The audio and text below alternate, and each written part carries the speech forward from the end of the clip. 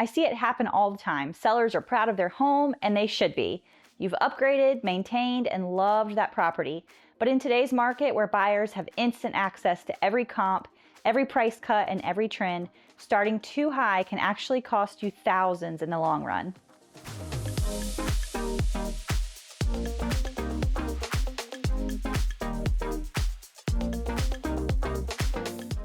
Hey everyone, Sam Coe here with Dream Team Realty Group at KW Legacy, and I want to have a real talk about how something that can quietly kill your listing before it ever gets off the ground. Overpricing your home. Make sure to hit that like button and subscribe to our channel if you want to stay up to date on all things residential real estate in North Carolina. Okay, so today, I'm walking you through the dangers of overpricing, why it's so risky right now, and what actually happens behind the scenes when you do, and what to do instead to sell strong and sell smart. It usually starts from a good place, pride and optimism. You've poured love into your home, upgraded the kitchen, landscaped the yard, maybe even painted every wall yourself. So when your agent suggests a price that feels a little lower than what you imagined, it's tempting to think, let's just try higher. We can always come down later. I've heard it so many times. But here's the truth. The market doesn't negotiate with feelings. Buyers compare your home to everything else around it, and if you're priced above the pack, your listing starts to look like it's missing something, even when it's not. That emotional decision can quickly turn into a strategic mistake. So let's talk about what happens next. Week 1, you get a few showings, maybe some curiosity clicks online, but no offers. Week 2, your traffic slows down. By week 3, buyers are starting to whisper, "What's wrong with that house?" This is what we call the sticky listing effect, when a home sits on the market just long enough that buyers start assuming there's a problem or a hidden issue. Even if you drop the price later, that initial momentum is gone. It's like milk that sat out too long. It just doesn't look fresh anymore. Okay, now let's get a little more concrete. Overpricing doesn't just feel bad, it mathematically eats into your final proceeds. And here's how that works. So we often talk generically about homes sitting, but in real markets you see a clear slide in the ratio between what you ask and what you get the longer the home lingers. Let me show you some current data for our region so you can see how steep the drop can be. In the triangle, Alamance, Chatham, Durham, Franklin, Granville, Harnett, Johnston, Orange, Wake counties, recent market reports show that homes on average are selling at 98.5% of their original list price. In the Raleigh area specifically, in August of 25, the average sale price was 98.1% of list price. Historically, in tighter markets, that sale to list ratio is often closer to 100% or slightly above, especially early on. But once homes cross 30 to 60 days, the discounts begin to show in the final sale price. NAR suggests that homes still on market 61 to 90 days tend to need a 5% price reduction. And after 120 days, the average cumulative reduction jumps up to 8 to 8.4% before they actually sell. That translates to so much money. Let's talk about a practical scenario. So imagine you list too high and you stay in that 45 to 90 day zone. You might end up leaving 4 to 8% on the table compared to what you could have done with the right price up front.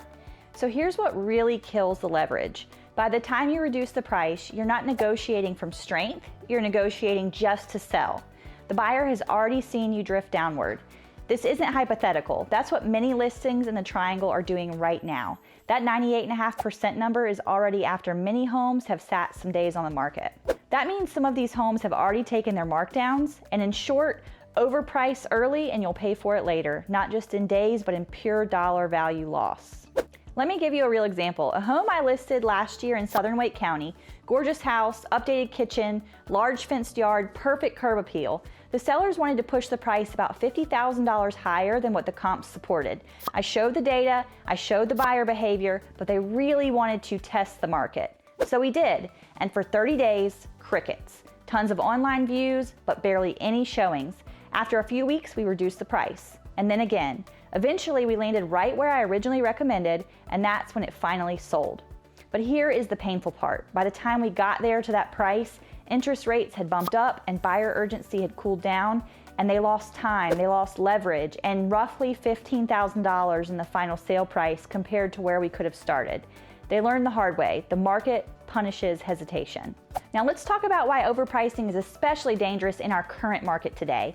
Interest rates are still elevated, and buyers are watching every dollar, and appraisers are tight on their values. Even if someone loves your home enough to offer full price, that appraisal has to support it. And right now, appraisers are using cold, hard data and not emotion. If it doesn't appraise, one of two things will happen. Number one, you lower the price to keep the deal alive, or number two, the buyer walks. And now you're back on the market, which makes your listing look even weaker. Meanwhile, the well-priced homes, the ones that hit the sweet spot when they first came on the market, are selling in days, sometimes with multiple offers. Why? Because they generate competition, and competition always drives value higher. So you only get one chance to make a first impression. The first 7 to 10 days your home is live are your golden window. That's when buyer alerts ping, showing requests flood in, and the buzz is the highest. If you waste that moment being overpriced, you're basically using your best market window for a test run, and that can get really expensive. Even when you drop the price later, those same buyers have already moved on or written your home off. They'll remember it as that one that's been sitting. That stigma sticks to the home even when the price is finally right. The smartest move you can make is to price strategically from day one. That doesn't mean underpricing your home. It means pricing it competitively enough to attract the biggest pool of qualified buyers immediately. At Dream Team Realty Group, we use hyperlocal data, not national averages, to find that sweet spot. We're looking at absorption rate, competing inventory, and the percentage of homes under contract in your zip code right now.